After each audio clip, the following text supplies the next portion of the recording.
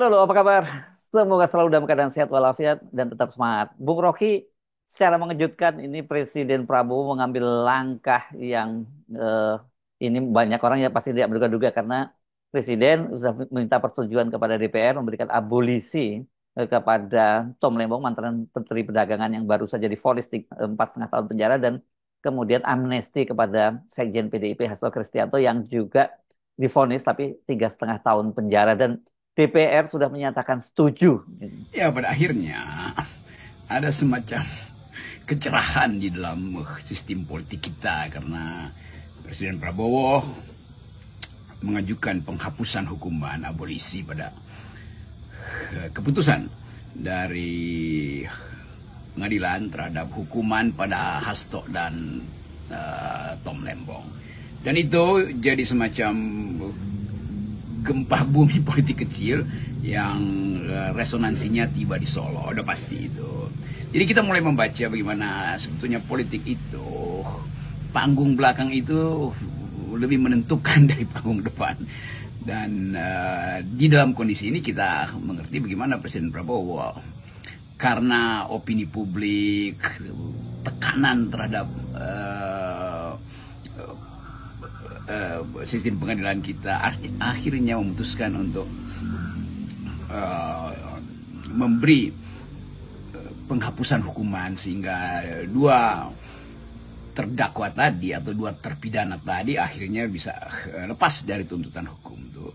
Karena bagaimanapun kita mengerti dari awal apa motifnya sehingga Tom Lembong mau di penjara, apa karena dia mendukung kapitalis tuh. Jadi kalau hakim membuat pertimbangan kapitalisme lah yang diuntungkan oleh Tom Lembong lalu dia dihukum. Nah, sekarang berbalik argumennya bahwa Presiden membatalkan tuntutan itu, membatalkan dalil itu. Jadi memang sistem kita bukan sistem kapitalis, kira-kira begitu gampangnya. Demikian juga pada Hasto bahwa dari awal itu betul-betul adalah kriminalisasi itu dan upaya untuk mencegah tumbuhnya kader-kader baru di PDIP. Jadi kelihatannya memang Hasto tidak bersalah, demikian juga Tom Lembong, dan publik menganggap bahwa ini satu penanda. Kita nggak mau sebut ini semacam kemajuan di dalam pengadilan kita karena masih banyak kasus sebetulnya, tapi satu penanda bahwa ada wind of change itu kalau pakai judul lagu yang memungkinkan kita berhitung bahwa sudah terjadi semacam realignment antara Presiden Prabowo dan Ibu Megawati. Jadi kelihatannya politik ke depan masih akan dihuni oleh semacam sebut aja opini-opini yang mengarah pada pertanyaan, yaitu setelah Tom Lembong dan Hasto dibebaskan artinya tidak dinyatakan pidananya dicabut oleh Presiden atas hak istimewa itu, hak abolisi, maka pertanyaannya apa pendapat sebut aja kita mau cari istilah nih, apa kira-kira situasi psikologi pada geng Solo ini, terutama mantan Presiden Jokowi. Apa sesungguhnya yang terjadi nih, Bung Rocky? Mengapa Presiden memutuskan menghapuskan hukuman kepada Tom Lembong dan Hasto? Tentu di belakang layar kita bisa menebak-nebak itu bahwa terjadi semacam ya sebetulnya bukan sekedar negosiasi tapi upaya untuk memastikan bahwa peristiwa-peristiwa politik yang menimpa PDIP dalam hal ini melalui sekjennya Hasto dan Tom Lembong itu satu penanda baru bahwa politik dan hukum itu memang harus dipisahkan. Jadi sekali lagi pengetahuan kita, opini, common sense rakyat itu menganggap bahwa ngapain sih masih bermain politik untuk menegakkan hukum itu.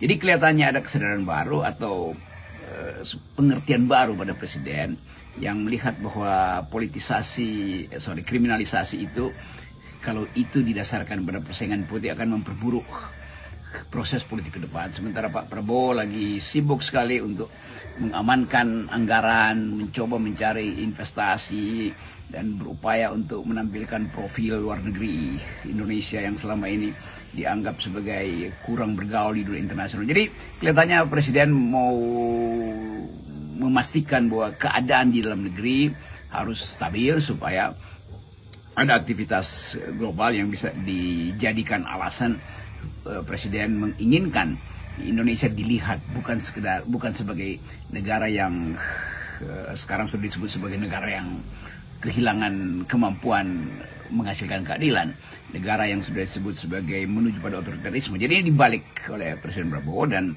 ini yang kita sebut sebagai wind of change, itu satu angin baru yang sebetulnya angin baru, bukan angin yang sekedar mengipas-ngipas kenikmatan di sore hari, tapi ini satu angin baru yang akan kita tunggu konsistensinya. Jadi ke depan tidak boleh ada lagi yang kita sebut sebagai pengadilan pesanan akibat perbedaan politik. Jadi kelihatannya memang Presiden Prabowo mengerti bahwa ini nada politiknya terlalu besar, sehingga beliau memutuskan untuk meminta izin atau mengusulkan Presiden memakai hak-hak istimewa dia di dalam soal pengadilan, yaitu amnesti, abolisi, macam-macam hak Indonesia. Tapi intinya adalah Presiden mengerti bahwa tekanan politik itu tidak boleh dijadikan alasan untuk mengadili seseorang.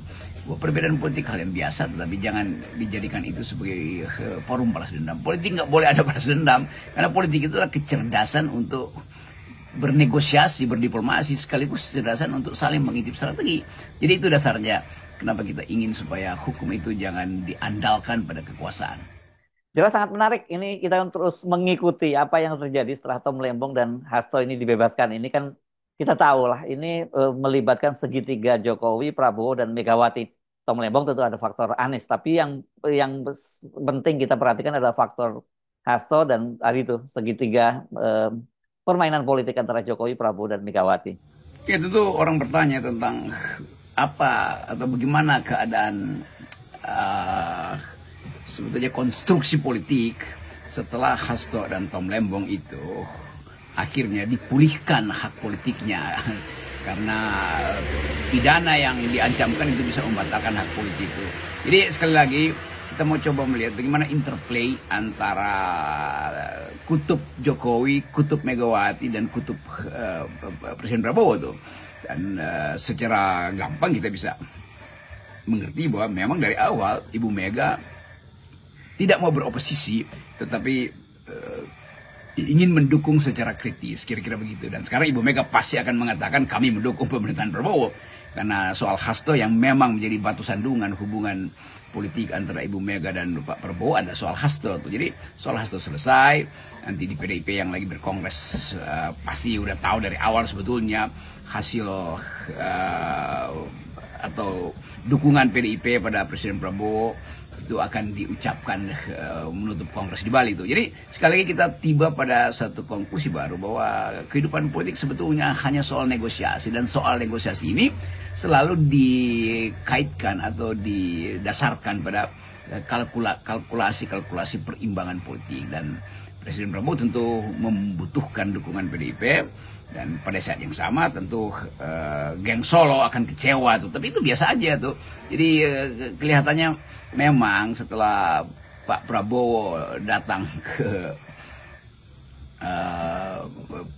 peresmian partai PSI, lalu tekanan publik juga meningkat karena menganggap bahwa Pak Prabowo itu buat untuk apa masih seolah-olah menghadap pada Presiden Jokowi. Tentu beliau juga mengalami semacam pembelajaran politik, karena kritik netizen, kritik warga negara, kritik bahkan dari asing itu menunjukkan bahwa Presiden Prabowo mendengarkan suara yang vokal untuk meminta supaya Anda sebagai Presiden, Pak Prabowo, otentikkan politik Anda, supaya orang mengerti bahwa ini adalah era Presiden Prabowo, bukan era Presiden Jokowi. Jadi sekali lagi, semua kumpulan variabel itu akhirnya dipertimbangkan oleh Presiden Prabowo, dan keputusannya adalah menganulir, entah itu istilah apapun, istilah hukumnya abolisi, amnesti, tetapi teranulirlah tuntutan kejahatan pada Tom Lembong dan Hasto. Jadi kita akhirnya berupaya lagi untuk mengerti secara pelan-pelan bagaimana negeri ini sebetulnya bisa dipulihkan. Kalau betul-betul pengetahuan para elit tentang politik itu didasarkan pada etika, bukan didasarkan pada dendam, bukan didasarkan pada usaha balas dendam. Jadi politik harus kita asuh di dalam kondisi etis. Jadi sangat tidak etis bagi publik melihat bahwa kejahatan Hasto dan Tom Lembong itu adalah rekayasa. Rekayasa apa? Ya pasti rekayasa Presiden Jokowi, kan nggak mungkin itu direkayasa di era Pak Prabowo, karena itu kasus dari era Presiden Jokowi. Jadi sekali lagi Presiden Jokowi mungkin beliau akan mulai dengan kegelisahan baru, dan pasti akan agak gelisah karena melihat isu baru, yaitu dendam politik Presiden Jokowi itu tidak terwujud karena ada intervensi atau sebut saja ada intrusi dari masyarakat sipil, masyarakat sedunia yang melihat ketidakadilan pada Tom Lembong dan Hasto, dan karena itu Presiden Prabowo membaca psikologi itu. Saya kira publik sudah sampai kepada satu pemahaman bersama bahwa kasus Tom Lembong dan Hasto ini kaitannya dengan Jokowi, dan juga perlu dicatat nih kasus para aktivis yang jadi tersangka di Polda Metro Jaya yang mempersoalkan ijazahnya Jokowi. Ini artinya sekarang ini secara terbuka sebenarnya Pak Prabowo ya sudah mulai bersimpang jalan dengan Pak Jokowi. Ya tentu dengan mudah, dengan akal sehat terutama, kita bisa pastikan bahwa akan ada konsolidasi dari pihak Presiden Jokowi. Tetapi kelihatannya itu semacam ya geng Solo ini menggeliat doang itu, karena faktanya kekuasaan sudah terkonsolidasi melalui dibebaskannya Hasto dan Tom Lembong yang secara gampang orang anggap itu direkayasa kasusnya, dan itu karena dendam politik dari Presiden Jokowi. Jadi sekali lagi kita lihat satu era, sebut saja era, bukan era baru tapi era yang bisa memberi harapan bahwa kasus-kasus politik tidak akan lagi dipidana di era pemerintahan Presiden Prabowo, dan itu berita yang bagus. Jadi sekali lagi kita mulai melihat bagaimana